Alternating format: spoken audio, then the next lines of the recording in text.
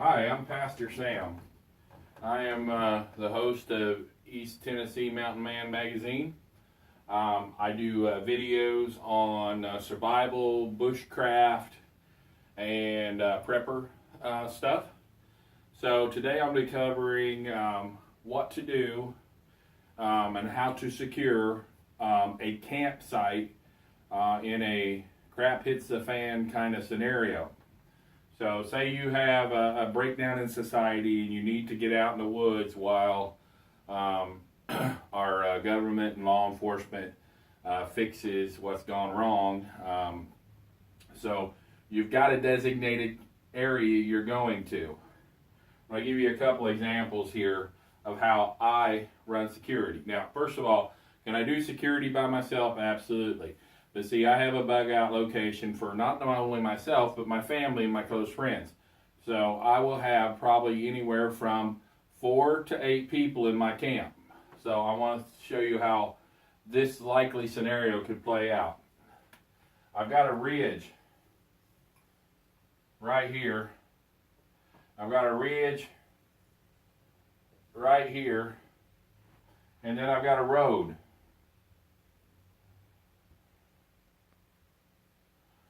Now, in between these two ridges, you got a couple little hills.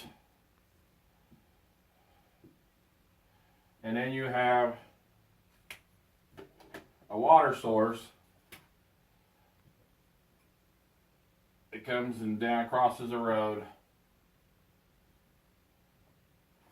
Okay, that's just a likely place that you could run into here in East Tennessee. A couple of ridges, a couple of hills in between the ridges, a little bottomland area. Where would you want to set up your camp? Okay, now you got to think flood zones. You don't want to set up your camp in a flood zone. Worst case that can happen is you spend 2 or 3 days building this shelter, getting your camp set up as your family arrives, and then you get a 1 or 2 day rain and it washes your camp out. So obviously we don't want to be up on a ridge. Because ridges are easily seen with scopes and spotting scopes and different imaging optics. So we want to stay off the ridges, but we can stay down in this lower land. But do we want, a lot of people would set up somewhere in here where it's lower. The best case scenario, you see how this ridge here is, this little ridge on this little hilltop is steeper. And this one here is a little more open. So where I would set up here, I would set up somewhere on this. Now, chances are I'm going to set up on a little bit of the elevation, but I'm not going to make it so steep that it's difficult. But I've got water accessible, and if I need to skinny out, I can go out this way,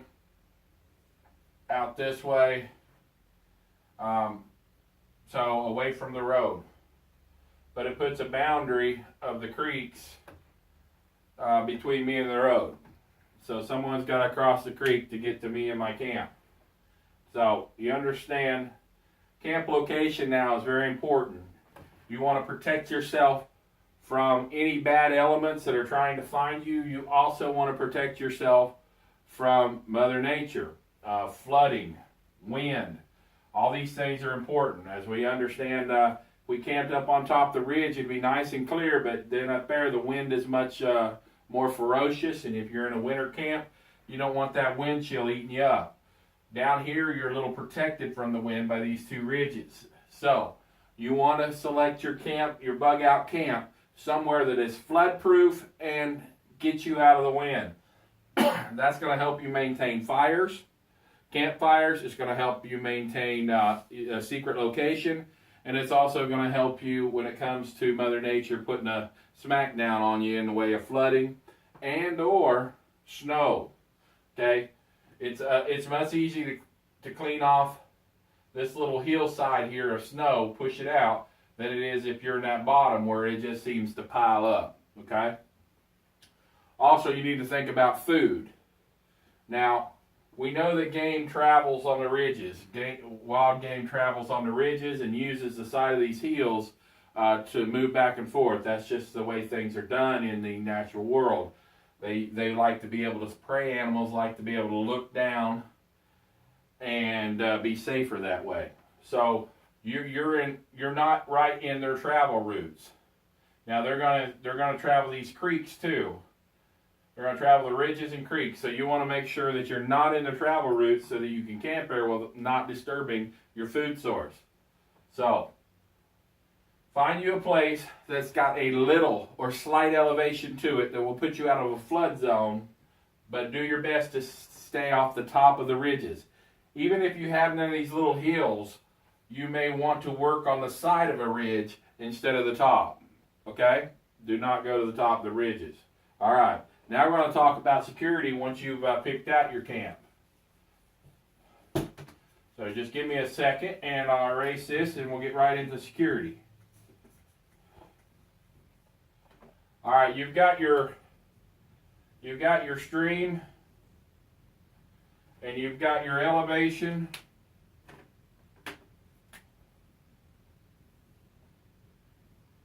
And you decided to put your camp right here. Now, what two access points do you need to watch? If you have your camp and you have, say, we're going to have 8 people in my camp before it's all said and done. Me, my wife, my kids, and some in-laws, some close friends. We're going to have 8 people. So we're going to take the access route that is most traveled, which is going to be down here by the road. And we're going to make that 12 o'clock. Now this is going to seem funny to some of you. That is going to be our 12 o'clock. This will make our this up here our 6. Okay. This is going to make it 3 and make it 9. Okay. So it's basically the clock is upside down. I'm doing that on purpose. I don't want you to get used to thinking every time at the top of the map is going to be your 12 o'clock. No, your 12 o'clock is going to be your most accessible point. Things coming in on the creeks, in between the ridges. Remember my previous drawing, we had ridges on both sides. So things can push from the road up this way. So automatically, you're going to want the majority of your observation and security to be up front. So, remember, got a ridge over here. Got a ridge over here. You may take and put an observation post. I'm going to put OP here for observation post. Just on one of the corner of that ridge. Maybe an observation post over here. So that before it gets to camp, you have something watching the valley below. It's also a good place for an ambush point for taking wild game. Then you want a direct access point. So you're going to have an access point right here into your camp. So you're going to have a security point right here. And so if you got one person here, and you got 2 people here, that's an accounted 4 of your 8. Okay? And then in your camp, you got 4 other people. So these 4 people can, when need be sent out to run shifts on a watch. If you're on high alert, you would run 100%, but if you're on medium alert, you'd run 50%. That means you would run half your people would be on post. If you're on low alert, you may run a 0.25%, which you would put 1 on your OP, and you may fill just 1 OP, and then you'd have just 1 at your access point. And that would leave 6 in camp. If you feel at all that there may be a chance of somebody coming in the other direction, you're going to have to maybe make a judgment call on how many OPs you want out front, and maybe you want 1 out back. So on the back side of this hill here, you might have to put an OP back there, okay? So on the hill that you're sitting on, you might have to put an OP on the back of it or along the side of a ridge back there. So security is very important in a bug out situation, because in a crap hits the fan, society is going to break down for temporarily. We hope it'll be temporary, and people are going to be after what you got. If they perceive that you're storing in your camp all kinds of good stuff that they need to survive, they may come after you in your camp. That's why it's important for you to understand that you have to have a security mindset. Not only that, but there are also things out in the woods that are meaner and tougher than you. Here in East Tennessee, we have to deal with the black bears. So if we have somebody on watch, we may be able to keep a black bear from entering and destroying our camp. Now, black bears are generally afraid of humans and will run off at the first sight or smell of a human being.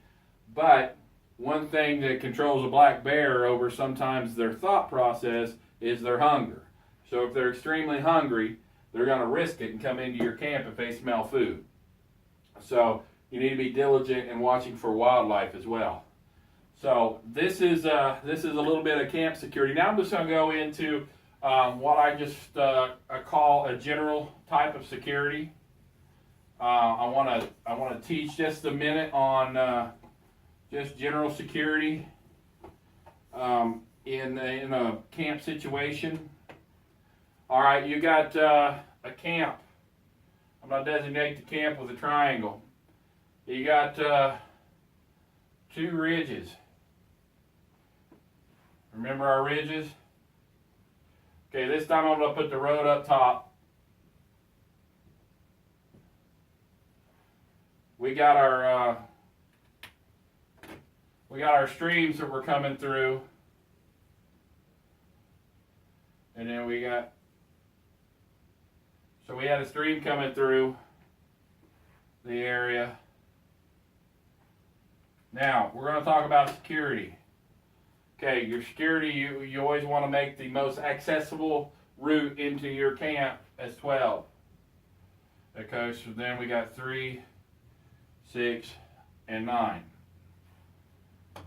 In this scenario, you want most of your security facing your access point. So you would send a team out to 12 o'clock. That's your access point. Make it look like a P there.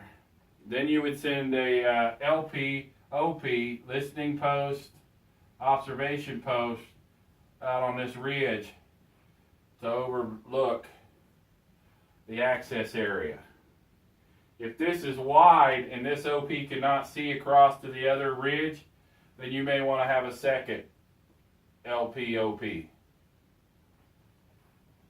And that covers your expected access. And then of course you may want to put a little detail back here for rear guard.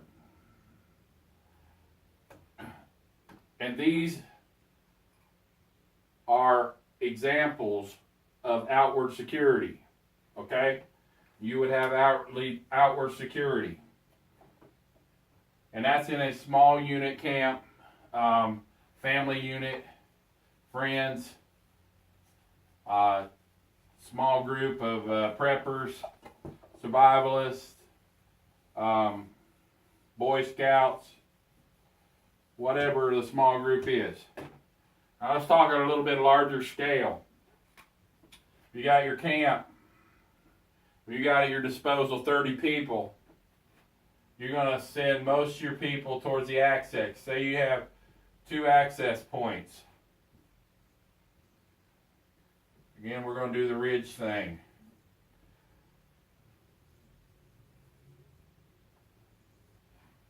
We got our camp in between 2 ridges. We don't want to highlight it. We got 2 access points. So we're going to make sure that we got plenty of security covering those access points as well as OP, LPs, which is observation and listening posts. Probably put one down here. And then for the safety's sake, to make sure nobody on our perimeters being mischievous and doing things they shouldn't, we're going to send out patrols. We're going to send out patrols and they're going to secure our perimeter. This is Pastor Sam. This is just a brief class on security. There's so much more that you could add to tailor it to your specific needs in a bug out situation. Why do you need to know this stuff? You don't. Most of us will never need it. Most of us will never use it. We hope we never need it. We hope we never use it. But the truth is, this may save your life someday. So this is Pastor Sam, East Tennessee Mountain Man Magazine. I appreciate you watching my stuff. Comment if you want. We also do trapping, hunting, way to do survival shelters, blinds. We're just getting outdoors, and we're telling you how you can have fun in the outdoors while being safe and having a survival mindset. Pastor Sam, be blessed, people. God loves you.